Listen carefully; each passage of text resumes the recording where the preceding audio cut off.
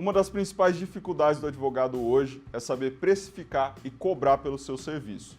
Mais ainda se estivermos falando da consulta jurídica. Eu sou Fernando Ricciardi e convido você a assistir agora aqui no Advise Play uma dica de como cobrar pela consulta.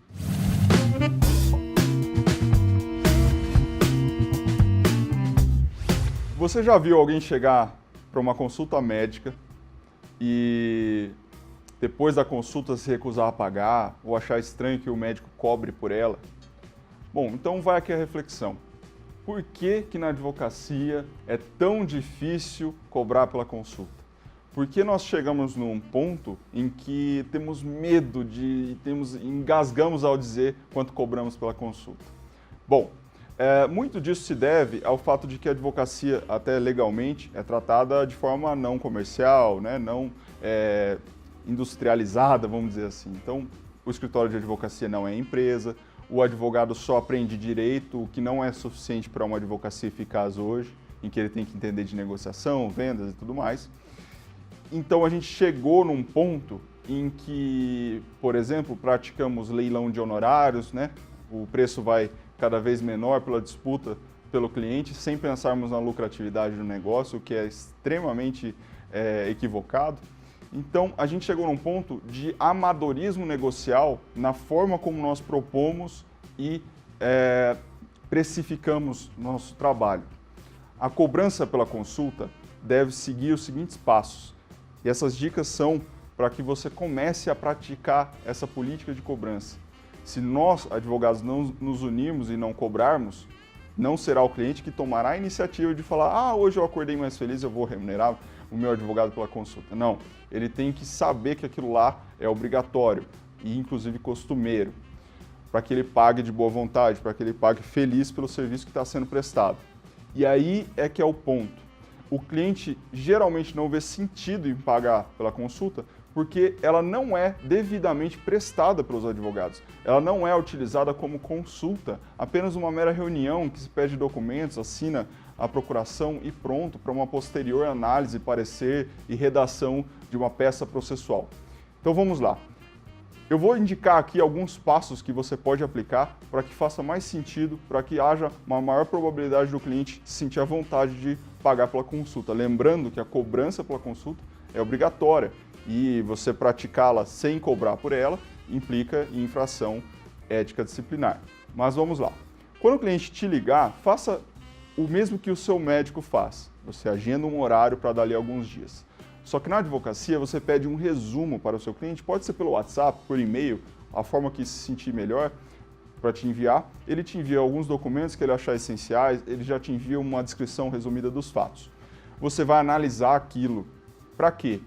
Para quando chegar a reunião em que você vai prestar a sua consulta, você já vai dizer a ele: a perspectiva do seu caso é essa, o direito que se aplica é esse, as possibilidades são essas, as medidas que serem aplicadas são essas. Lembra que eu disse para você comparar com os médicos? É nesse momento em que o médico faz aquele exame clínico e te pede um exame fora, te pede uma informação, te avalia, e aí ele diz: aqui a gente precisa de mais exames. O advogado, em comparação, fala: aqui eu preciso de mais documentos, né? Então, assim, a gente está seguindo linhas paralelas e muito parecidas de atendimento. Quando você pede mais documentos ou mais exames, é a mesma coisa. Para concluir a sua apreciação do caso, você está fornecendo uma informação jurídica útil. Isso é consulta. Ao receber os documentos todos, você vai propor os seus honorários para a consulta definitiva. Assim como o médico, ao receber os exames, propõe os seus honorários para a cirurgia, certo? Ou te indica um tratamento medicamentoso. Então, no caso da advocacia, você deve pensar muito parecido com o que os médicos pensam. Utilizar a consulta para um devido parecer jurídico e não para mera reunião, aquela coisa rápida em que você pega documentos, solicita alguma coisa, mas não dá uma informação. A informação é tudo na advocacia. Tudo que você faz é informar, seja na petição, seja numa reunião, seja numa audiência.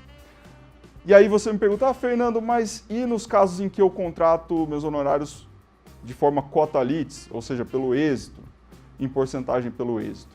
Bom, aí você deve entender como funciona o seu escritório, qual é o seu custo de trabalho, para precificar da forma correta os seus honorários. Estipular uma porcentagem que remunere todo o seu trabalho, incluindo a consulta. Não significa que você precisa cobrar por ela antes. Mas a tabela da OAB geralmente recomenda que você cobre pela consulta, certo? Vamos supor, 300, 400, 500 reais, a depender do piso que é estipulado pela sua tabela do seu estado. Cobrou pela consulta. Quando vier o resultado lá, e aí você tem os seus 30%, tire os 30%, tire os 500 reais que você recebeu, os 400 reais pela consulta, dê um desconto naquela sua porcentagem. Então você vai receber ali 30% menos 500 reais, menos 200 reais, o que for que você tenha cobrado pela consulta lá no começo. É importante ser remunerado. Tudo que a gente faz hoje é gestão de tempo. E a gestão do seu tempo, ela custa caro, o tempo custa caro. Se você desperdiçar o seu tempo com uma consulta pela qual você não é remunerado, você já está pagando para trabalhar sem saber se o cliente vai te contratar. Vejam como isso é contraintuitivo. Um escritório de sucesso constrói nos seus clientes uma cultura de pagamento pela consulta.